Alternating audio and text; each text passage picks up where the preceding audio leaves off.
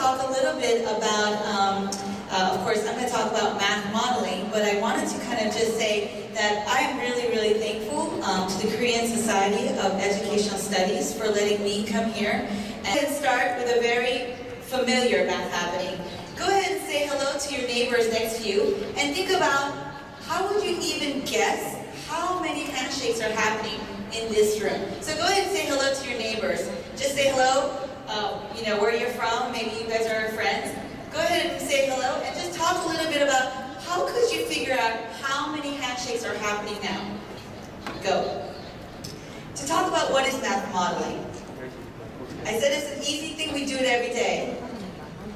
I work with a lot of elementary teachers, and math modeling is new for elementary teachers. High school, they use a lot of math modeling with a lot of formulas and a lot of abstract algebra. But in elementary grades, our teachers, they're not familiar with math modeling. So it's the idea of using math to represent, analyze, make predictions, and otherwise provide insight into the real-world phenomenon. It uses the language of mathematics to quantify, right? Quantify using numbers. So this is the illustration you saw earlier, and it's in your book, and each time we do an exercise, think about where am I in the process? It's very natural, and sometimes you go back. Oh, my assumptions were wrong. I need to go back. Okay? So you have to think about this as a cycle. I provided you some questions in your book. These questions are really important because you as a teacher might pose a problem, but the kids might not care about it. So the first question is, who cares about the answer? Who cares about the problem? Usually you want kids to really care about the problem that you pose. So there's going to be 3 themes in the short lecture that I'm giving. One, and I think we had our introductions talk about math. Kids don't sometimes think math is useful. It's one of the most useful subjects that we teach. So math is useful. The other one is math brings empowerment. So math equals power, 힘, right? And then the third point that I want to make is that math modeling sparks joy and wonder. Okay, so I'm going to give you some examples. 2nd grade classroom. This is an example of math modeling being useful. And one of the ideas that I want to kind of think about is, I know a lot of you teach in collaborative teams.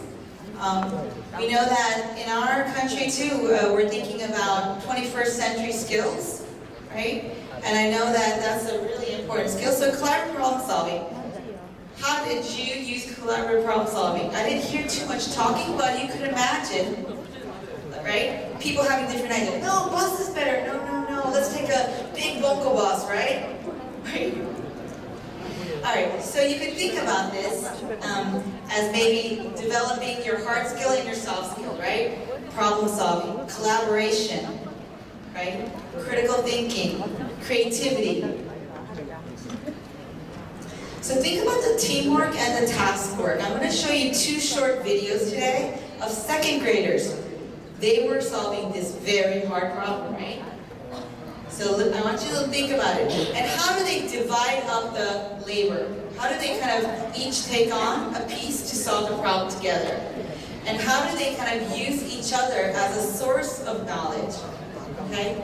And what are some creative solutions that these 2nd graders come up with? Again, elementary math modeling looks a little different than high school math modeling, but just as important, right?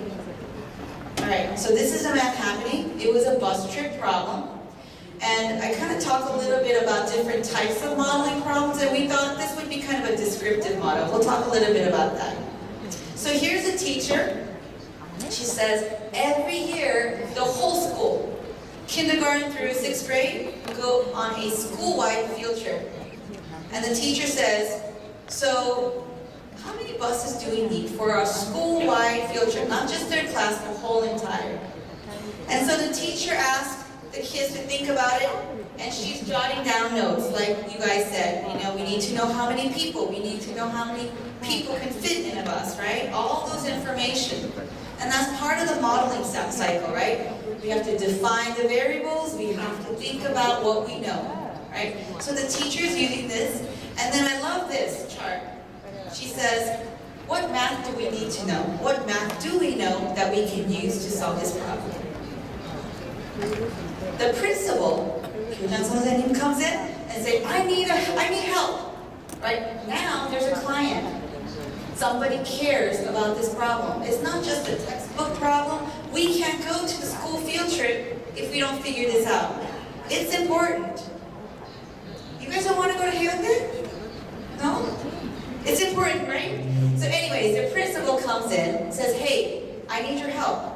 So the kids are excited. You see joy. And this is a drawing of the kids. Really cute drawing. I think this is the teacher. And so they say, you know, in American school buses, there's no seatbelt, not very safe. But if you're little, if you're little, 3 can sit in the bus seat. And if you're a little bigger, 2, right? That changes our math, doesn't it? Right? If you can sit 3 or 2, so they said they would be really squished. And then there's a kid says the back of the bus is long row. And you can fit many, many kids in there. So those kinds of assumptions, right? You have to think about all that. And that changes their math, and they become very creative. So the teacher did give them a list. You see this list? All right? This is a pre-K, kindergarten, 1st grade, 2nd, 3rd, 4th, 5th grade. And chaperones are the parents who go, right? So they kept asking questions. What do we need? How do we solve this? And here you see some collaborative problem solving, taking on some tasks, working. Okay. So I want to show you a cute, very cute video clip. It's very short, 45 seconds, so listen and watch very carefully. So this first clip, I'd like for you to just look for collaborative problem solving. How are they helping each other? And what very emergent math models are they coming up with? Not like formulas, maybe, in 2nd grade, but what math models are they thinking about? Right? So let's just watch the first one. It's very short.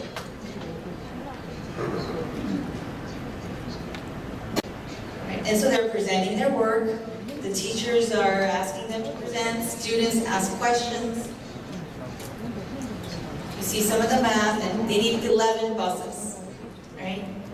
The teacher did some other tasks throughout the year. This was an example of the teacher using math modeling to figure out how they could share their school supplies. And so this is what the teacher said, and you have it in Korean as well, so you can read it.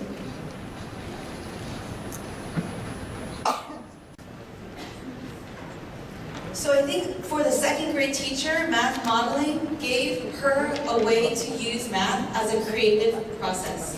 The kids loved it because they felt like they could use it to solve problems that mattered. So I have 2 sons, this is one. He's getting acupuncture actually. One day. I took him to a Korean story about a community-based math modeling task. So do you, maybe you guys do this, a lot of service learning in Korea for students? Going out and doing community service? Right? All right, so here's an example where math is empowering. So think, how many plastic straws do we use in Korea? Or maybe just in Busan, or maybe your town, or maybe your school? How would you even get to that? So talk to your neighbor. Here's a affirming question. How many straws do we use a day? How about the people in this room? How would you even figure that out? I see mugs. I can see some straws. Think, how would you calculate how many straws are being used each day? I say empower. That's an English word, empower. And I think it's kind of cool to think of it as M, capital M power, math power, build math identity. Like, for a lot of students, they say, I hate math, right? A lot of them don't feel like math is useful. But a student like that who feels like, hey, I estimated how many straws and now companies are listening. I think that's pretty empowering. Right? So here's an example. We did a project in the 6th grade. I wanted to give you elementary, middle, maybe a upper grade, high school problem example. And they wanted to know how they can help their community. They wanted to do a food drive or figure out how to provide food for their shelter, local shelter. And so they thought about, what can we do to raise money? So one thing that they remembered, these were 6th graders. They remembered when they were kindergartners, there was a school store that the parents opened up.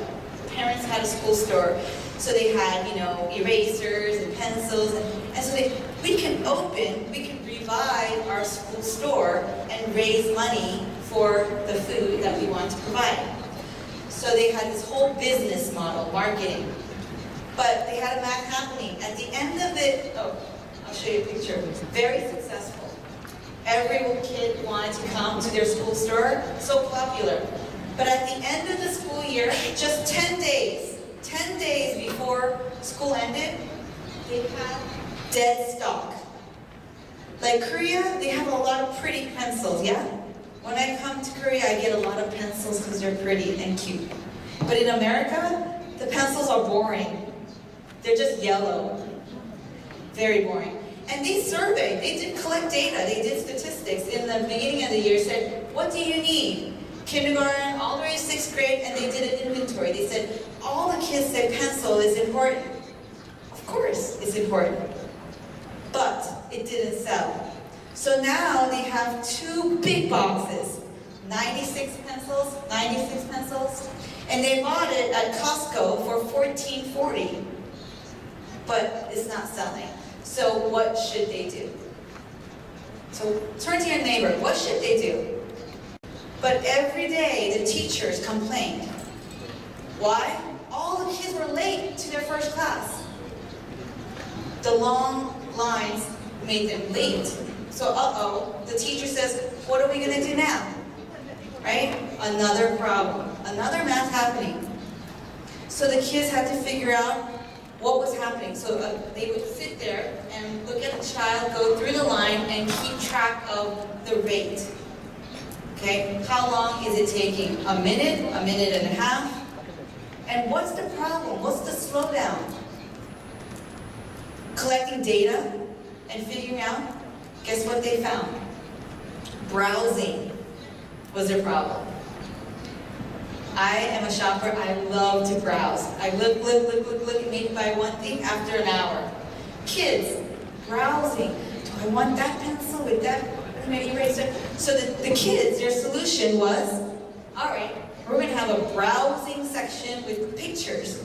Go there first, pick up your things, and then it alleviated the line. So they solved the problem. They took a record of how fast the line moved. Again, another rate problem. But it mattered to the kids because now the teachers did not complain. So there's another empowering example. They made lots of money as a check and they gave to the Cornerstone Shelter. Very proud, very empowered. And they used math the whole time.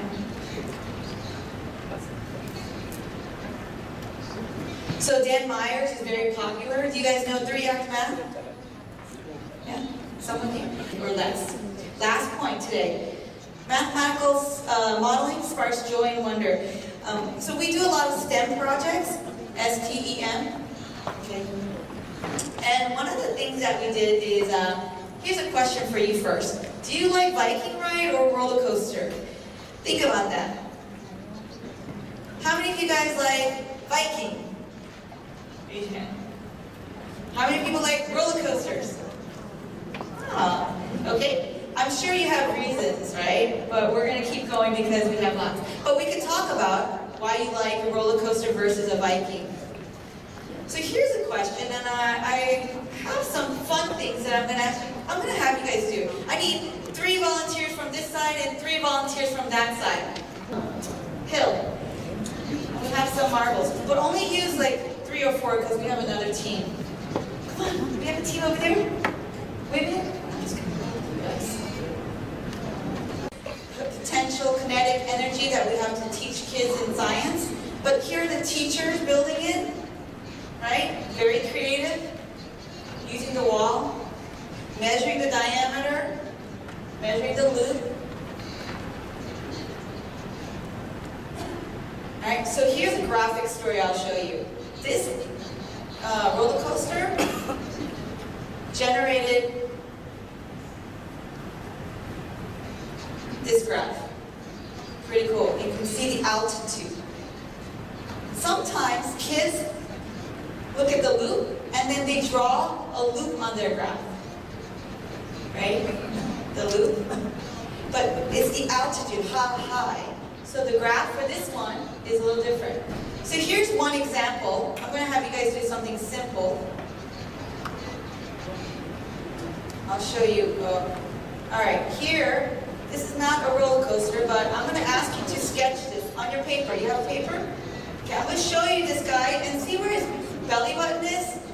Graph where his belly button is on this rag, alright? I'm going to show you. Show it to you. What would the graph look like?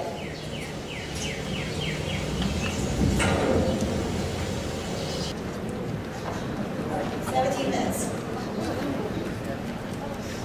So what do you notice about the graph? What's kind of interesting? You can use a chair.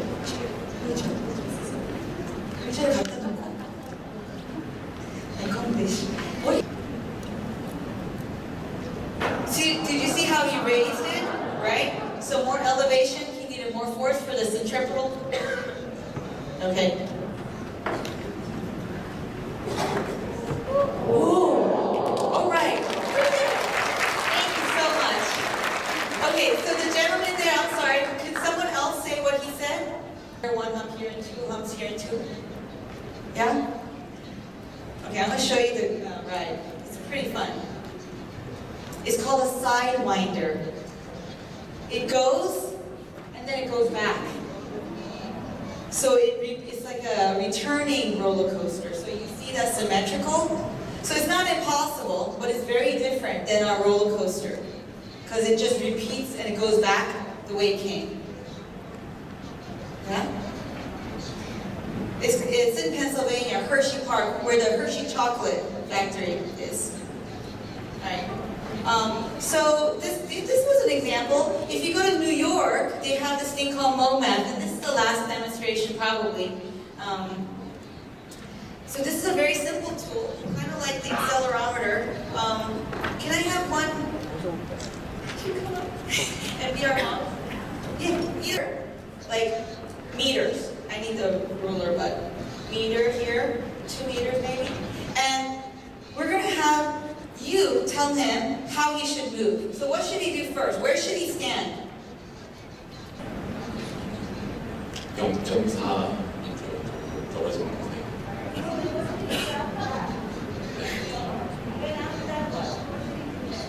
뒤로 조금씩 그리고 멈추세요. 그리고 다시 앞으로. Ready? Let's see. It doesn't always work perfectly, but be patient. Okay, ready? When we say go, we're going to have him move, and it's kind of hard for you to. You can maybe see that one. Can you see that camera? Okay, ready? Go.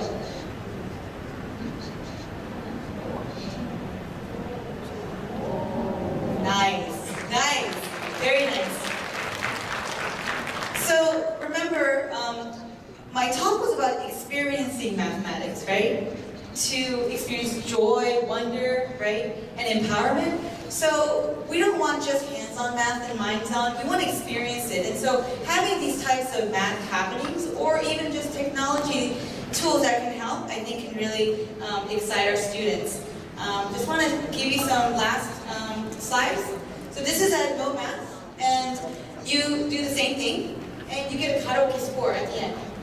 Right? If you match it, you get 50%, right? Like a karaoke score. Very nice. Go motion is something we used to have kids think about a graph story. What's happening in this story? This flat line doesn't mean you're moving like this. It means you're standing still, right? So it really gets them to think about it. There's lots of apps. I'm sure you guys use them. So today we talked about a lot of different models and ways that you can use that in your everyday math tasks. This is my other son. The other one that was getting chipped is my older one. He doesn't look like that anymore. This one's my other son, Zachary. He's a younger one. And at their school, they try to raise money for their graduation. And so they have a pancake breakfast for the whole school. Now, use a modeling process. How many pancake mixes do we need to buy? Right? Nobody likes cold pancakes. So you have to make assumptions. How many families will come? Those are the assumptions, right? The variables. How much will they eat? Are we going to give 2 pancakes or unlimited? All you can eat, right? Then you have to think about, build a model, right? Figure out the mathematics. Then you go back and think, do I revise? Did I buy too much? Refine, and you report, and it's a cycle. And so this is an example. So now, whenever I have a math happening, I'll say, oh, I just had a math happening. And so now my sons, they look at me and they know, oh, Mom, you're having another math happening, and they get really, really scared. So when I go to, let's see, I want to show you one last thing, and then we're done. I went to Texas, NCTM, and I was walking, and I saw a chandelier. It's art, beautiful, made of can, right? How many cans do you need to make a candelier? Right? So now, when I have this like big eyes, my boys say, uh-oh, Mom, not another math happening, right? So I hope you all have math happenings and you share math happenings with your kiddos. And I really thank you for having me this morning, and I hope you experienced some math. And thank you so much for volunteering with the roller coaster. Thank you, gentlemen. And I hope that I'll be back again to share more with you. Have a wonderful conference, and I guess we'll have a break. Thank you so much.